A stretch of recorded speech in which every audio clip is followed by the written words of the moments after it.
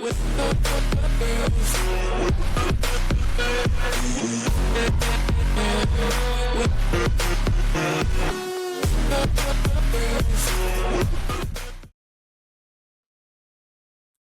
back. So today we're going to continue with our interviews for this bye week and talk to different people and see how they feel about the 2024 state of the Ravens so far. Today's guest, IvanEvans, a guy who's been in the YouTube space for a minute. I've looked to for counsel. He's had an amazing platform over there at Team Keep It Clean. And so with no further ado, I bring you my interview with IvanEvans. I appreciate you guys for coming out. If you're not subscribed to him, his links will be in the description. Go click them, subscribe, help us out.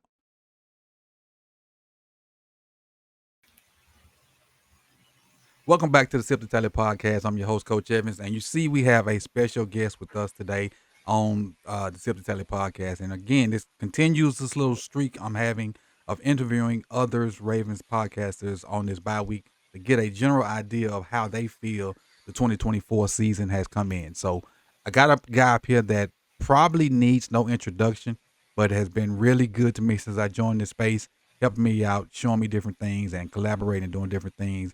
We got the man IvanEvans here. Hey, what's going on, man? I appreciate you having me on, and I definitely always need an introduction because hey, we got to get to know everybody who we interacting with. Some people may know us, some people may not, and either way is good. But it's always good to get introduced to new people and reintroduce to old people too, man. So I appreciate you as always. Exactly. Before we get into it, I want to say thank you for helping me hit that push of 10K because it was like stalling at a minute, and you kind of took the initiative to get it out to your people, and that push really helped me out. And that number was incredibly important to me because I if I can keep it up, I don't have to go and do some stuff that I don't necessarily want to do anymore because of the time thing. So that was the number I was shooting for. I got it. And I'm not saying I want to stop at that number, but that number was really big to me. And I think I had talked to you like earlier, like if I hit that number, I wasn't going to do some certain things anymore. But I'm at that moment. I want to say thank you. No, for sure, man. And that's a big milestone because you think 500 people. That's a lot of people. Like think about if you had like a gathering, a get together, and it was 500 people there. That's a whole lot of people. Then you think of 1,000 people. That's a whole lot. Then you think of 10,000. That's a whole lot of people, man. So congrats to you, man. And you never know, man. You never know where this thing could go. You never know. So that's what I always tell people, man. Like, because my mom told me a long time ago. She was like, make sure you put your best effort forth with every single video because you never know who's watching. You never know what video could take off. You never know when your channel could take off. You never know what could happen. And like we discussed about too, a lot of people don't hardly anybody make it to 10,000 subscribers on YouTube. A lot of people don't even make it to 1,000 subscribers, but to get to 10,000, to get to 1,000 10 times, that's a lot, man. So congrats to you, man. Keep doing what you've been doing. And I appreciate you because you educate us. And there's some people that they may have film and they won't educate people, but they more so tear people down. They be like, oh no, I know how to look at film, but you don't. So this is why I'm more superior to you. But I appreciate you because you never do that. And it's important not to do that. And when you show us the film, you go over different stuff. Because I'm not a film guy at all. I can't tell you what coverage this is. I mean, I can tell you own, but I can't tell you what coverage this is. I can't tell you who way the protection. That's not me at all. But I appreciate you because you bring the film, you bring the analysis, and you bring whatever's going on with the Ravens too. You bring it all together, and you allow us to learn from you. In that unique way. So we appreciate you, man. Appreciate it. And one more thing before we get started. How's the fam? Man. How's your sleeping patterns? You in a set schedule yet? Oh, our daughter, she's sleeping pretty good, mostly through the night, but she's sleeping pretty good. Carter, he's Carter. Man, I'm a little emotional right now though, man. Hope I don't cry on camera because Carter, he literally maybe like 15 minutes before we got on here, he left to go on a camping trip. Now, obviously, that's cool, him going camping, but this will be the longest that he's been away from us since, ever. And he's 9 years old. So that was a big, like, I was over there crying and stuff. I'm like, oh man, my baby boy. It was rough for me, man. So I know he's gonna have a good time though, and we'll see him on I think we're gonna see him on Monday or Tuesday. But yeah, I was all messed up, man. I think my eyes still a little bit puffy from it, but it's all good, man. I'm proud of him, but he's doing really, really good. My wife's doing good, daughter doing, everybody doing good. So I appreciate you, man. Cool. And I understand where you're coming from 100% on that, because even though that situation that you're describing, even though my son and my sons, we've been apart on different situations, but when I dropped them off at college, that because the day I dropped them off, I had to come right back to Florida because I had practice the next day. So we jumped up on a Saturday morning, drove 8 hours back to Mississippi, and I couldn't like really spend time with him to get him, ingratiated into the environment. I had to jump and come right back.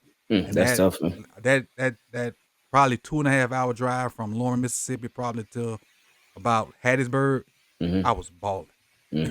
I get you. Balling. Yeah. But hey, it's life, man. Yeah, it's life. It is. It really is, man. So you and this is what it's about, man. Them taking those next steps in life. Them just getting their independence. Of course, you always want to be a parent where, hey, whatever you need, whenever you need it, you could always call on me as your parent, of course. But just to give them that sense of independence, because that allows them to mature. That helps them take their next steps in life too. For when they become parents, when they become husbands, when they become whatever it is. It's nice, man. It's a good feeling, man. But yeah, it's a tough feeling too. Exactly. All right, let's get out our fields and talk a little football. For both of us be here with puffy eyes. So, and I haven't heard this story. Maybe you've told it before, and I just hadn't come across it. And I know you've had different channels. What made you get into this YouTube space? Like, how did it lead up to? Oh man. Woo! I used to watch a YouTuber named Duke the Killer, and Duke the Killer, he was he's a black dude, funny, super tall. He just really goofy. And he used to play Madden, and all he used to do just play Madden, tell jokes. He used to play Madden with his homeboys, and I was thinking like, man, I'm watching him do that. I do this with my homeboys all the time, and I would just be laughing the whole time. So I was like, man, I think I could do that. So I started up a Madden channel, and it did all right. So it had got to maybe like 27,000 subscribers over a period of time. But then when Carter was born, and this is how like literally everything changed, but it worked out. But when Carter was born, I just stopped uploading because this is my first time being a dad. I didn't know how crazy it was going to be as far as the schedule and everything. So everything just went upside down. So then my schedule with my uploading schedule just got so inconsistent. So then the channel, it just died. And I tried to revive it. I tried to do some different things, but it just died. And I said, you know what? I'm going to start over. So I started a new channel. And when I started that channel, it was going to be another Madden channel. But then when and actually before I gotta back up, before Carter was even born, my wife, we used to always go to the sports bars to watch the Ravens games, because down here, the only time we would see them on TV is if they were playing the Dolphins. Right. So we would go to the sports bar to watch the Ravens game. So there was one day when my wife, while she was pregnant with Carter, she just wasn't feeling good. She's like, no, I don't think we can go today. So I'm like, man. But then I said, you know what? Let me try to find a way to watch it online. So I found that. And then I was like, you know what? After the game, I said, man, I want to talk about it. Talk about how I felt about the game. Talk about how I went and whatnot. Just go for it. And I did it. And a couple people tuned in and whatnot. But I liked it. So I said, you know what? I'm gonna start trying this. So I kept trying it, kept doing it, and just really started falling in love with that, and started transitioning away from playing Madden, because what happened with Madden and the videos, making videos for Madden, it became a chore. And I just didn't enjoy it anymore. It became forced. But we're talking about the Ravens. I'm like, no, this is easy. I love this. And so I just kept doing that more and more. And then again, started a new channel and still continue doing that. Still play Madden a little bit on there. But then I just end up stopping Madden completely and just really focused on that. So then like on lunch breaks, sometimes if Ravens news would drop, I would step away from my computer at work and take a break. A lot of them times them breaks would add up. And I would never forget one time I was working with Joe Newbo. And Joe Newbo asked me, he was like, man, he's like, you're always doing these videos from work. Do you ever think like what would happen if you got fired or anything like that? And I was like, hey, if it happens, it happens. I don't know, but I mean, it is what it is. But then after being at the job that I was at for 3 years, after having gotten a promotion in April of 2018, I end up getting me and my entire department. We came in one day and they were like, hey, don't even log in. Just go to that office over there. So I'm like, oh, okay. So I went to the office and they told us we all got laid off. And this was in August of 2018. So literally got a promotion in April of 2018, got laid off in August of 2018. And then I was like, you know what? I had always told my wife that I feel like I could do it full time, but I just don't have the time. And then sort of got like, not necessarily forced into it, but I started acting as if I was doing it full time, but I was still looking for jobs at the same time. Because I'm like, hey, it's like something got to get shaken, man, because bills still got to get paid. But then I had an interview for a position that I had actually applied to like maybe a year and a half before then. And this position, it would have been making a lot of money at the company that I worked at before. So I was like, oh man, this could be a really good opportunity. So I went, had the interview, and I felt like the interview went good. I felt like it went good. Had a second interview, felt like it went good too. Then I got that email that I didn't get the job. And I remember before when I worked at the company, and I got that same email that after I had the interview when I actually worked at the company and didn't get the job, I was really upset. I was like, oh man, I didn't get the job. I was frustrated and whatnot. But this time, after I had already got laid off and then had an interview and didn't get the job, I was like, oh, you know what? That's okay. That's okay. And then it was at that point where I organized the first Team Keep It Clean flag football game. So we had that. And then I was just like, you know what? Let's just go with it, man. And it just, man. It took off. It's crazy how hearing that story from you, how similar that story is from Botch. Botch Lombardi here. Yeah, Botch had a regular job and was doing videos, on his free time. And I wanted to go full time, but just didn't really think that it would be beneficial to do it, as far as financially. Yeah. And according to his people, he broke up a fight too hard, and they let him go. And so he told his mom, he said, I'm gonna try this for a couple months and see if I can make some money. And if not, I'm gonna go find me another job. Yeah. Well, he hadn't worked since. Yeah, and I see he done work with Colin Coward and all that too. It's crazy, man. So, and the funny thing is that a lot of people may think that's an act with him. At practice, no. When he was playing for me, that's the same dude. Funny, witty, smart, and just say stuff that don't make sense, but with the way he said and the way he delivered it, it was funny. And that's what I told him when he first convinced me to get into it. He was like, just be yourself, because that's all I do. Yeah. I said, yeah, you just the same dude that you just older. Yeah, same dude. Yeah, and that's important. Just be you. Just be you, because ain't nobody else like you. Ain't nobody else gonna be able to do whatever it is that you do like you do it. And if you get into something like this, because there's a lot of people, they obviously they see different whether YouTubers, influencers, whatever, and they be like, oh man, I want to do that. And then when they get into it, they try to be like that person. Right. And you could get exhausted from doing that, trying to be somebody else. So it's like, no, don't do that. Put your own spin on things, do it your way, and just enjoy it, because it's fun. And like I said earlier, you just never know what could happen from it, the different opportunities that it could present, the different people you could possibly meet from it, and the different lives that you can impact. Yep. That was man, ain't trying to get too emotional, but man, that was a big goal of mine when I started the channel, was to because people go through so much stuff, man. People go through so much stuff on a regular basis, and a big goal of mine was to have a longer video is, whether it's 5 minutes, 10 minutes, 15 minutes. I wanted to make sure I could try to take them away from that, just get them a little break from whatever it is that they're going through on a daily basis. And I feel like we have been able to do that. I still want to take it to new heights and new levels with it and whatnot, but that was a really, really big goal of mine. And it's still a goal of mine. Like every single day, with every video we make, give people a break. Yeah, we talk about the Ravens. We talk about stuff we love with the Ravens, stuff we hate with the Ravens, stuff that we enjoy, stuff that makes us frustrated. We talk about all of that, but at the same time, we can't take it too serious. We make fun of ourselves. We tell our dad jokes and whatnot. We just try to have a good time on it, and just try to give people just a little break while we deliver information about our favorite football team. True. I agree 100% with that. Like you said, you never know what people are going through, and I've gotten some stories like DMs. I'm sure you've gotten some too, that's saying like videos have helped me do X, Y, Z, and I appreciate you and stuff like that. And when I got into it, I didn't get into it for that. Right. But I do realize that's a part of it. And like you said, I try to do my best to give you a break from whatever reality is for you to to talk about our football team, whether it's good, bad, or indifferent. Exactly. And it's if you said something earlier that really stood out to me, and I'm veering away from my questions, but doing it felt like a burden to you with the Madden videos. Doing what I do and doing what you do, like this does not feel like a burden to me at all. It feels like I like this interview right here, and I'm gonna air it later. I just walked in the door from work and I jumped right on it. And if like so if my wife was still working, like because she used to work away from home, I'd walk in the door and come straight to the computer and do this stuff. That's how much fun I have doing it. Yeah, it is fun. That's how much fun. Like it does not feel like work.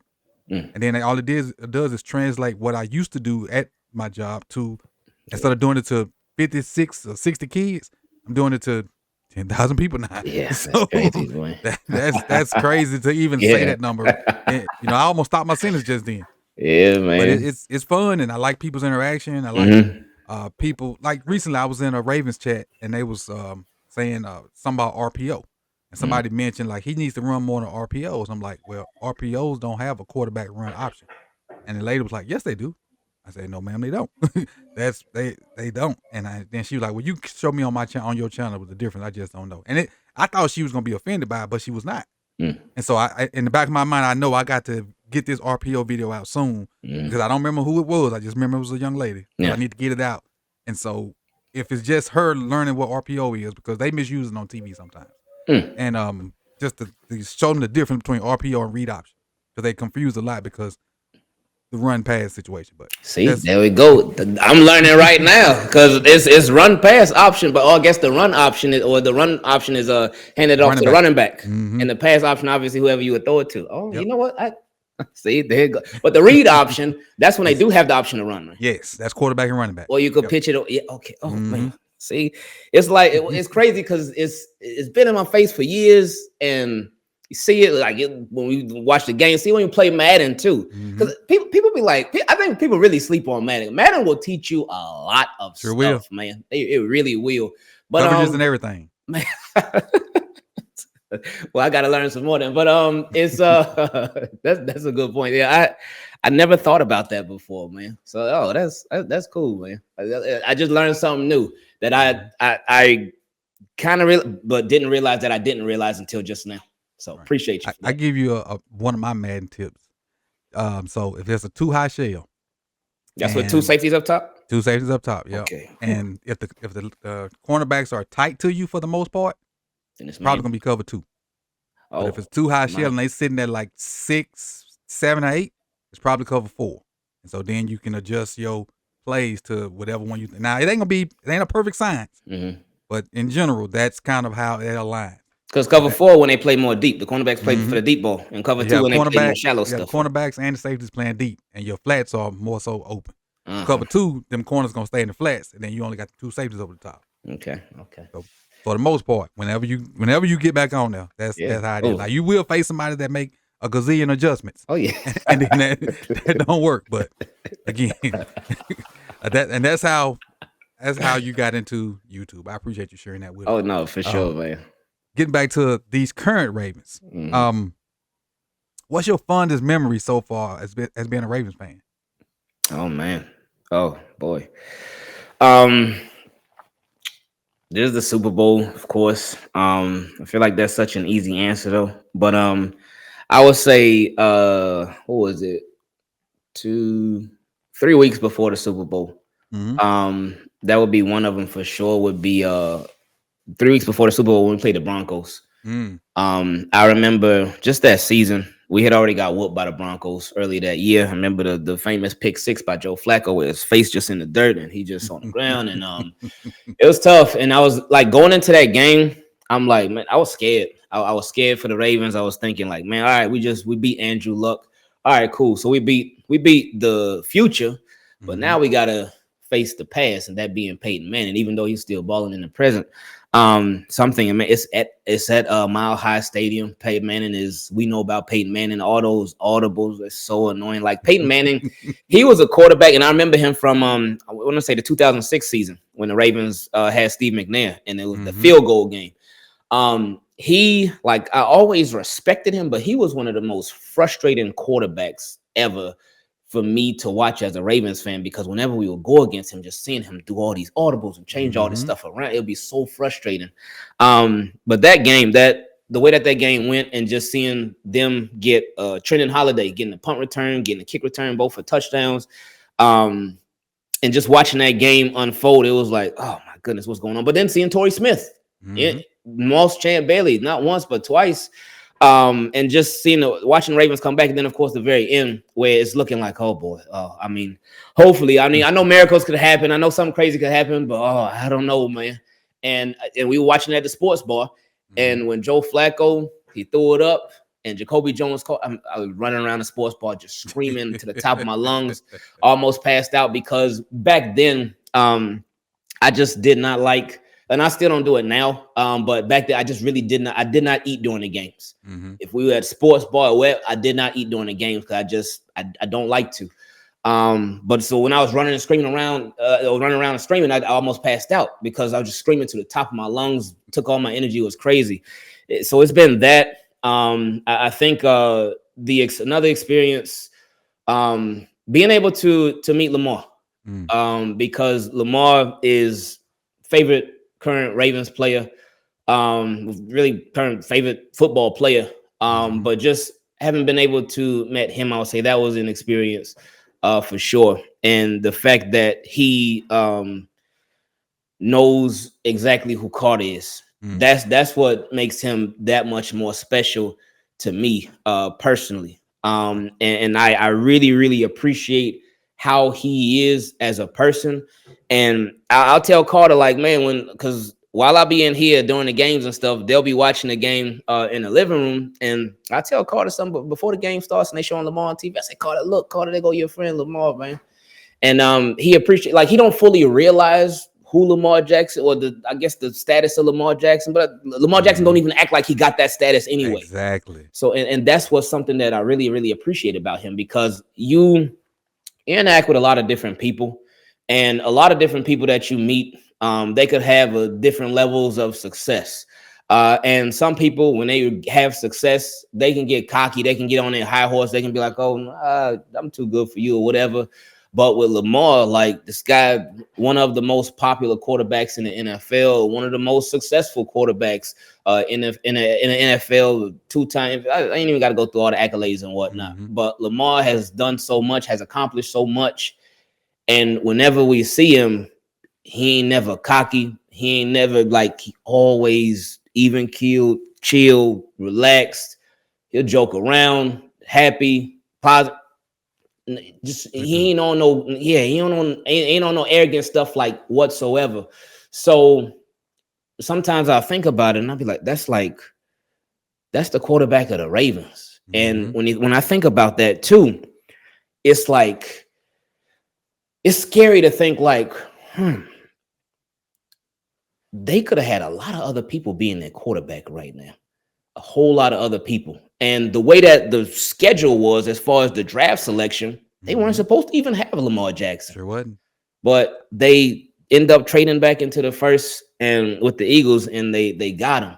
So it's like, it's just nice knowing that is the Ravens quarterback. So, I mean, he's been an experience for us as Ravens fans all in himself, just watching what he's done. I think another experience for sure was his first game starting in week 1 against the Dolphins in 2019. Because we had went to that game, and he just went crazy, man. That was another game. I almost passed out because it was hot down here, and just screaming to the top of my lungs. I went into that game with my uncle, who is a Ravens fan, and he lives up there.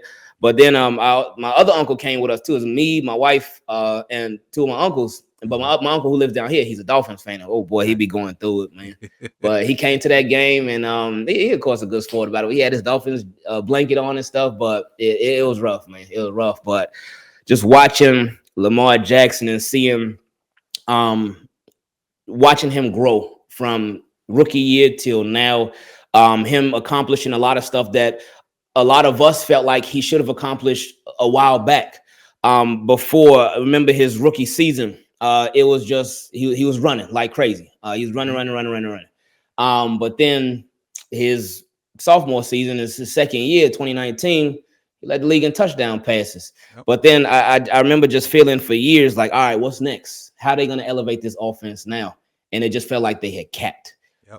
But then what was a frustrating part about it was a lot of the talking heads, a lot of fans, a lot of analysts, a lot of people were like, oh, no, this is as good as Lamar's going to get. That's it. That's as good as he's going to get. But then watching them finally move on from Greg Roman, and I don't feel like Greg Roman was a bad offensive coordinator, but I feel like he's a good introductory offensive coordinator. Mm-hmm. He brings you in, shows you the ropes. He tries to make it easier for you with the passing game. He's very, very efficient, but the offense, in my opinion, it caps very, very soon. Right. But when they brought in Todd Monken, we just saw another version of Lamar Jackson. And then this year, it's like, oh my goodness, he been going crazy. And what's frustrating too. And I'll end it here. But what's frustrating about Lamar, I mean, it's not even about him, but it's about his interceptions. Since he got 3 of them, but not one of them are his fault. Oh, it's so frustrating just seeing they've all hit somebody in the place they're supposed to hit you. Oh man, yeah, he could be sitting at what 32, I think 32 and interceptions to touchdown interception, and that would be nuts to even fathom. But that's where he should be. Oh man, yeah, it really is, man. But we're just grateful that he is Ravens quarterback, and he's so down to earth, especially for somebody that's accomplished everything that he's accomplished. So again, he's been an experience. He's been an experience for all of us as Ravens fans himself. Gotcha. You talked about Lamar running around that 2016 season, or not 2016, 2018 season. Mm-hmm. He's starting to run around a little bit more this year for different reasons. Mm-hmm. The offensive line. Yeah. What's your honest opinion on these 5 guys? I initially, when they first started, it being Stanley, Voorhees, Linderbaum, Macari. Falele. Oh yeah, Falele was a starter. Yeah, my fault. Macari was at right tackle. That's what it was. Yeah, Falele and Macari. It was rough. It was rough. But then when Voorhees got hurt, I forgot what the injury was. Then they put in Macari at left guard, and then they put Roger Rosengard at right tackle. I was like, all right, cool. And they started running away with it. Mm-hmm. They started going crazy. I think they won 5 in a row, something like that. Mm-hmm. But a lot of times those big runs by Derrick Henry, the big plays by Lamar and the wide receivers, the tight ends, whoever it may be, those big plays, I know for me personally, a lot of times they would overshadow the deficiencies of the offensive line. Mm-hmm. Because I would get caught up like, oh no, that was a big run, that was a big play. And I don't feel like the offensive line is all bad, mm-hmm. but it is a lot of bad, especially internally with the 2 guards. But I was just like, no, if it's working, don't try to fix what's not broken. But a lot of times, because I know a lot of people will say, oh, man, Lamar Jackson, he holds the ball too long. He holds it too long. Why is he dropping back so far? Lamar, what are you doing? They'll say that, but they won't see, especially that Eagles game. Right. That offensive line was getting dogged from start to finish. So when he snapped the ball, you take a little 5-step drop. You could do that if you want to. You're going to have Jalen Carter and Jordan Davis all in your face. So he had to drop back. And a lot of times I feel like with people – I feel like they'll get caught up in what the media is saying. Mm-hmm. And the media has been saying, oh, yeah, Lamar needs to run more. But it's like before, they were saying he needs to run less. Right. And he need to pass more. So it's like with Lamar, no matter what he does, it will never be good enough. But as far back to the offensive line. That goalpost going to constantly move for Lamar. It will. But I'm glad that he's still been able to do his thing. There with the offensive line, I feel like with the Ravens, they have – I can't necessarily say go cheap on the offensive line because they're paying Ronnie Stanley. He's making a lot of money. And they drafted Tyler Linderbaum in the first round. But they're doing some very risky business. Mm-hmm. And we knew this from jump because with Kevin Zeitler, I was 2,000% sure they were not going to let him go. Reason being because if they would have let him go, they would have had some dead money on the cap. and they could have just re-signed him, and they wouldn't have had to deal with that. And I was like, no, they ain't gonna have that dead money. It's the offensive lineman, Kevin Tyler. They ain't gonna but they let him go. I said, oh, okay, that's crazy. They traded Morgan Moses. So it was that's like, what hurt me. Okay, yeah, that's the one that hurt me. Yeah, and then with John Simpson, I figured they were gonna let him go, so I was cool with that. But that's what it was. It was a couple things this offseason that really scared me. With Daniel Falele, when they were like, oh yeah, we're gonna try Daniel Falele out at right guard. I'm like, it's just an off-season thing. Ravens they toying around with some different stuff just in case somebody gets hurt and he could play another position on offense. They just messing with it. They're not really gonna do that. But then you kept hearing, oh, no, Daniel Falele is gonna be at right guard. Daniel Falele is still at right guard. And, then week 1, Daniel Falele. I said, oh, okay, that was real. Another thing in the offseason, the Packers, that joint practice. I know you remember. Yes. They tried to warn us. And there were a lot of people that were like, hey, what are y'all doing? What are you saying? Why are you down talking on our offensive line like that? You making stuff up, you fabricating stuff. Packers media tried to warn us. The guy said Lamar Jackson, he running around for his life. And it was like, I think Ryan Mink went at him too for he did. And I know there were some other people that did as well. But he let us know. And that's how it's been with Lamar. Lamar Jackson, with the offensive line, he's asked to do a lot. I mean, he's a franchise quarterback. Of course, the quarterback's gonna be asked to do a lot, but Lamar's asked to do a lot. For years, he was obviously the Ravens starting quarterback, so he's gonna be their leading passer. But for years, he's also the Baltimore Ravens leading rusher as well. Of course, we made fun of it. We had our jokes about it and whatnot, about the whole thing with Anthony Richardson when he took himself out the game for fatigue. But like when you really think about it, that gave me a deeper appreciation for Lamar Jackson because he be doing some crazy stuff. And what's even crazy about him, he will snap the ball. If the offensive line blocks, great. If they don't block, then he'll make some defenders miss, evade some defenders, run around, and then throw it to somebody because he's always looking downfield. And then there'll be times where he takes off too. But then it ain't like, all right, you know what? Let me get off the field. No, it ain't like, all right, let me somebody come spell me real quick. No, he's right back there for another play, and that's whether the play is completed or it's an incompletion too. Because there are a lot of times when Lamar will do all this crazy stuff in one play. He'll throw it, drop. Or he'll throw it, overthrow or underthrow. It could be a lot of different things. But he'll do all this crazy stuff on one play, and then it won't be successful. But you got to come right back out there, do it again. And he does it so consistently, and he has to do so much. So when you think about his fatigue or the lack thereof, it's like, oh man, this dude, like, he really take good care of himself. Something that his coach, Coach Peanut, Coach Van, when we talked to him a little before the season started, he asked me, he said, have you ever seen Lamar? And he said it's something that he taught him a long time ago. But he said, have you ever seen Lamar put his hands on his knees, being tired, or kneel down? He said, show me a picture or a video of Lamar ever doing that. And I was like, hold up. Never. I ain't realized that.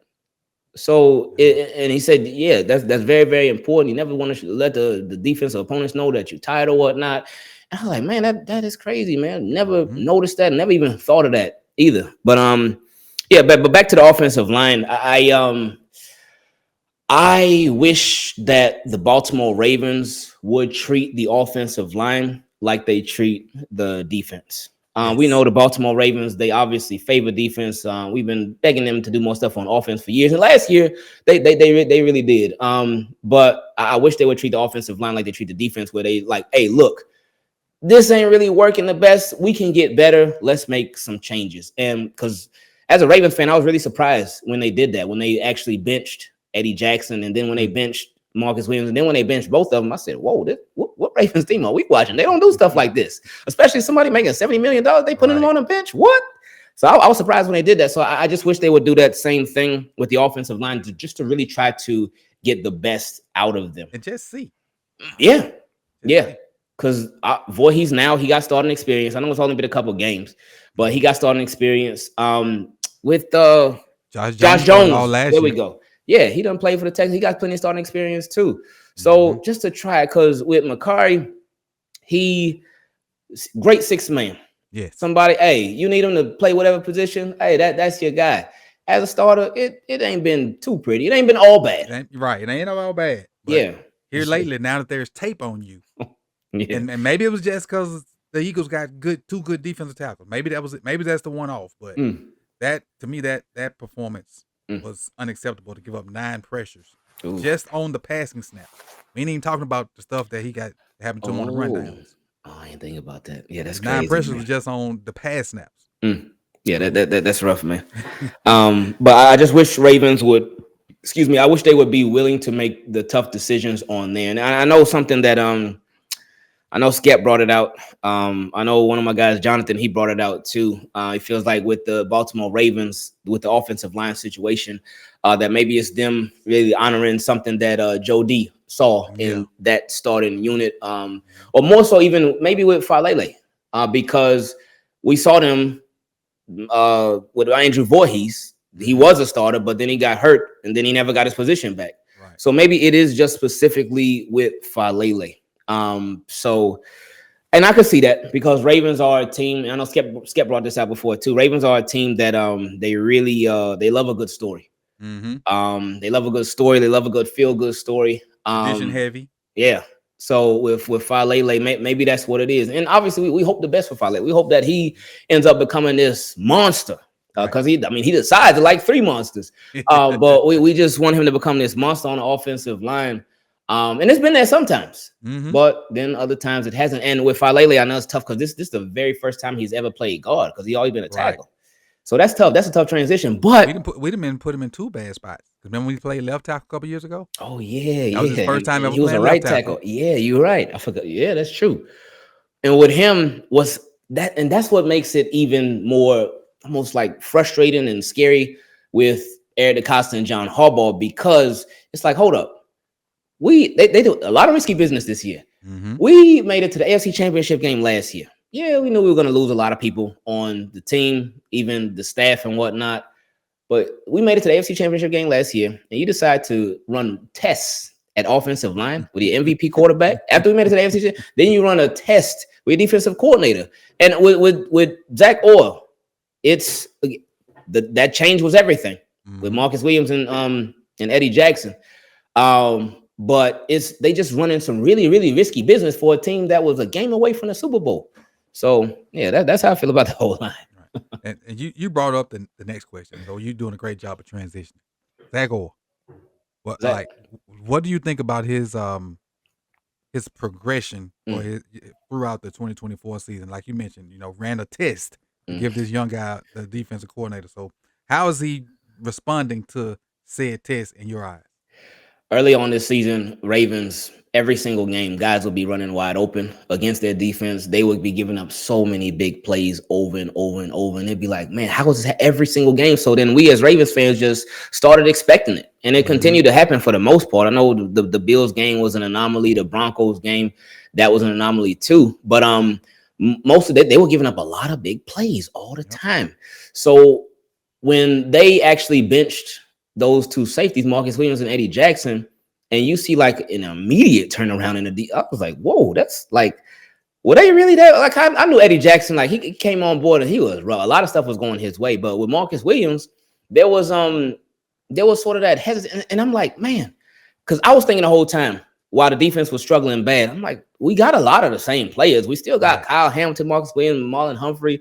We got Nate Wiggins now. We still have Brandon Stevens, and I'm like, how does all these people, not everybody, but the defense as a whole, Brandon Stevens as an individual person, Marcus Williams as an individual, Roquan Smith early on in the season as an individual, in my opinion. But I'm like, how do all these guys just drop off like that in a year? We had the best defense last year. What's going on? So I was like, it's Zach Orr. It's Zach Orr. I was saying it all season, even though I did say, like, look, New defensive coordinator, got to give him the same grace that he gave Mike McDonald, because Mike McDonald first couple of games, it was rough. But then when they made the change at safety, then everything changed. And their first game, they ain't give up a single touchdown. And I'm like, wow, that's crazy. They didn't give up a single touchdown to Russell. And I watched Russell Wilson in these other games, and he got a pretty deep ball, man. That thing is like flawless almost, and it turns over perfectly. Yeah, that thing is on the money, man. But I'm thinking like we ain't give up. And then I watched them put up all these points against the Bengals, put up all these points against these other. But the Ravens ain't give up a single touchdown. Still lost, but ain't give up a single touchdown. So I was like, okay, that defense, this is nice. But was it a fluke? Real quick from Michael Crawford. He texted me this today. Says from week 1 to week 10, the Baltimore Ravens allowed the most explosive plays in the league, 47. Yeah, makes sense. Over the last 3 games, they've allowed the fewest. Oh. So they went from allowing the most weeks 1 through 10 to allowing the fewest over the past 3 weeks. That makes sense. It makes sense because we've seen the defense turn around, literally turn around completely. When after that Steelers game, I was thinking, is it a fluke? Is this just a one-off? But then they played the Chargers, and they did just fine. I know Justin Herbert, his first touchdown, it came on the ground. Yep. Because everything was covered good, and then the second touchdown came like toward the very end of the game. Oh, no, it was Gus Edwards. That's who it was. Edwards, at the very end. So I'm like, oh, this defense, okay, can they do it again? But then against the Eagles, they did, in my opinion, they did more than enough to win that game. Offense just let them down all game long. And then, of course, special teams too. Yeah, but offense let them down all game long, and special teams too. So the defense has been great, in my opinion. The turnaround has been everything. So I'm happy with how Zach Orr and them have been doing their thing now. So I really do think this is just my opinion. I don't know anything like that, but I remember when they were like, oh, Zach Orr wants to bring in Dean Pease as a senior advisor or something like that. And I was thinking, I felt like that was sort of the Ravens, like, hey, this is last resort. Like we're gonna bring him. I felt like that was more of a Ravens decision and not a Zach Orr decision. I agree 100%. Yeah. So but I'm just glad things have turned around now, because when he came, nothing changed. Frankly, he came week 7 or 8, maybe even before then. But I don't even remember which week it was exactly. But he came and it was like, oh no, same stuff going on. And it's like even with him, all right, he comes on board, give him some time and whatnot. But so yeah, I'm happy with how the defense is playing now. Yeah, me too. I'm really glad that they turned it around. Hoping they can continue to ascend as the playoffs go, because I'm not worried about the offense. I know they're gonna pop back in. But this last question I got for you is pretty much the elephant in the room, especially with us not having a game this week and this stuff having to fester. The Deontay Johnson situation. What's your opinion on DJ? I know you've said it on your show, but just to have a little dialogue, what's your opinion of Deontay Johnson and how he handled it and how the Ravens handled it and how should they move forward? Oh my goodness.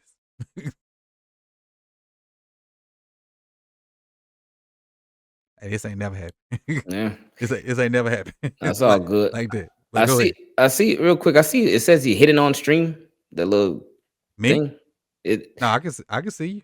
Cause I can see you. Hold on, let me close this. No, yeah, I could see you too. But those little 3, like the eye and the camera and the microphone. For your camera, I mean, no, for the eye is got it crossed out and it shows hidden on stream. But I can see you just fine, but I don't know if the part that's recording is both of us up there. So I ain't never been on your end of it. Oh, okay, cool. So I know you see a box, and if I share my screen with you, another little box will pop up. Oh, okay. As far as I ain't never been on that side. No, that's cool. We good though. We good. All right, cool. With Deontay Johnson, I get both sides of it. With Deontay Johnson, refusal to go into the game. When I first heard that, I said, whoa, what? Like, why would you not go into the game? Ain't you in a contract yet? But maybe Deontay Johnson was like, look, man, like, what's this about? Why did you bring me over here if you're going to waste my time? Because I get, like, when they first traded for him, I didn't expect him to be, like, taking off from jump. But I expected there to be a ramp-up period. But with Deontay Johnson, there's been, like, nothing happening. He's hardly gotten any snaps. He's hardly getting any targets. And not that you got to force feed him, but like try some ways to get him involved. But it's like the trade was almost pointless. Not that the trade was a wash, but you pretty much got him for free. So his salary is super low. The trade compensation was super low. You ain't lose nothing trading for him. So it's like, all right, why not take advantage of that even more? Why you just have him just sitting there every single game? especially when he's done a lot in the league. Is he a top 10 receiver? No, he's not. But he's somebody that's been a number 1 receiver before over there in Pittsburgh. Even with the Carolina Panthers, even this year, he's been doing some stuff over there. Now I get it, it's the Carolina Panthers, but still, why not think about that? Look at his impact on the Panthers and with the Steelers and think, oh man, we could have that over here. And we could add that to the guys that we got as well, like a Zay Flowers, like a Rashad, because that's what I was thinking going into the trade. I'm like, oh man, we just upgraded our number 3 wide receiver with somebody who's been a number 1 before. Oh man, the quality of the depth, great job. Even though I felt like it should have been another, I felt like they should have went after a different type of receiver, like a more big body receiver that could go up and get it like a Cortland Sutton or DK Metcalf. Somebody like that is who I felt would have complemented Zay Flowers and Rashad Bateman a lot better than Deontay Johnson. I feel like he does a lot of the same stuff as them. Exactly. Smaller guy, shifty guy, route runner, which is cool. But and another thing too, now that I think about it, all of our receivers, they got like shaky hands. They got the drops a lot. All of them except Tylen Wallace. He don't be dropping, but the rest of them do. And that's just something to think about. But anyway, with Deontay Johnson, with him not going into the game, and this is in contract year too. That's so I get all the frustration from his point of view. I get it all. Why did you bring me here? You're not using me. This is a contract year for me, and you're wasting my time. I'm trying to get paid. Yeah, I want to win and whatnot, but these players, they're trying to get paid first and foremost. This is a job. This is their business. This is their careers. So I get him being frustrated. So, but from the Ravens end, they're like, all right, Deontay, and I don't think anybody said at what point of the game it was that they asked him to come in. So we don't. I was told that it was not when Rashad got hurt. It was after that, and I think that's what tipped him off. Nico Knows Ball is a reporter with the Banner. I think he works with. Oh, Baltimore Banner. Okay. Yeah, and so he responded. Isn't this on Twitter? So if anybody. Oh, okay. I didn't see that. He responded. He said it was after. It wasn't when it wasn't when Bateman got hurt, but it wasn't necessarily the last drive either. But basically, if he's Bateman's backup, Bateman goes down, and you put somebody else in. Yeah. Add that to the frustration. Yeah, so I guess he was like, no, y'all want to try me like that? Okay, watch this. Nope, I ain't going there. No thanks. So, and I get it from the Ravens end, like they like, hey, no, come on, you're supposed to be a team player. Da, da, da, da. So they were like, you know what? Let's suspend him. I think a big part of this is ego. A lot of it is ego. And both sides. Yeah, exactly. Because I'm thinking about from the Ravens side, why not just cut him? Why not just release him? Well, they probably thinking, well, if we release him, he could go somewhere else and he could go show out. So let's do this. Even though we did make the trade was pointless from our end because we ain't been using them at all. You know what? Suspension. We're going to suspend this guy. He didn't want to go in the game. We're going to show that we got the power because they do. They got all the power in this. When it comes to his playing time, when it comes to just him being on the team, they got all the power because he could request a release. He could try to sit out. He could miss this, miss that. They got all the power. So then I think with them too, that comp pick because the trade right now is for nothing. But they probably want to try to make it for something. And they like, you know what? Even if he don't play another snap for the Baltimore Ravens, they probably like, you know what? We're going to get that comp pick in 2 years. We're going to make that happen. With Deontay Johnson, what I'm hoping is that, I know Zay Flowers talked about it yesterday. Rashad Bateman talked about it too, that he'll be welcome back. I just hope that he is, and not only welcome back, but that he's incorporated because you don't want egos to go and get in the way. Somebody asked me about this on the channel yesterday. They said, has this always been a problem with Harbaugh not playing talent when he acquires it? And I said, well, it's actually been a problem with the Ravens even acquiring talent in the first place, especially on the offensive side of the ball. So it's like with this, it's scary because this makes Deontay Johnson look bad because he got a rep as a bad teammate and whatnot. This could also make the Ravens look bad because they have a rep when it comes to wide receiver. Right. So, and this is the first wide receiver that we've picked up that kind of still had some mileage on him because Odell was, looking back on Odell was through. Yeah. DJ through. Oh yeah. There's Bryant. Yeah. Through. This is the first wide receiver, like established wide receiver that we picked up that probably still got some mileage left on him, man. We're doing him like this. Yeah. He's fresh as can be now since he ain't been playing for the past month. So, but yeah, I just hope it all works out, man. I hope that they can find a way to implement him. I remember when the Ravens first traded for him, Josina Anderson, she reported that he's not here to take Zay Flowers or Rashad Bateman spot. He's more so here to have that number 3 role, so to take Nelson Aguilar's spot. And I remember in that same report, she was like, "Oh yeah, Nelson Aguilar, he's been he let Deontay Johnson stay at his house." No, I'm thinking like, you think I'm gonna let somebody stay at my house and they about to take my job? Oh no, no, you can go get an Airbnb, a hotel, whatever. You ain't staying with me. Yeah, you about to take my job? No thanks. But Nelson Aguilar must have knew something, because Deontay Johnson ain't take nothing from Nelson Aguilar at all. But that's a great teammate for Nelly though to do that. No, yeah, for sure. Seriously, he is. But yeah, I just hope it all works out. I just hope it does. They ain't really got much time left in the regular season. With Deontay Johnson, they only gonna have 3 games left, because he ain't playing in this Giants game. What we got? Steelers, Browns, and Texans. Oh man, I'm over here saying 3, and I put up 4 fingers. Mind all messed up, man. But yeah, man. They so yeah. Hopefully, I just want it to work out. I want it to work out, especially because Deontay Johnson, he's from Florida too. So yeah, man. We want the Florida Ravens to But I think, and I'm gonna end it with this one. I think the guy that's gonna make this work, if it works, is Lamar.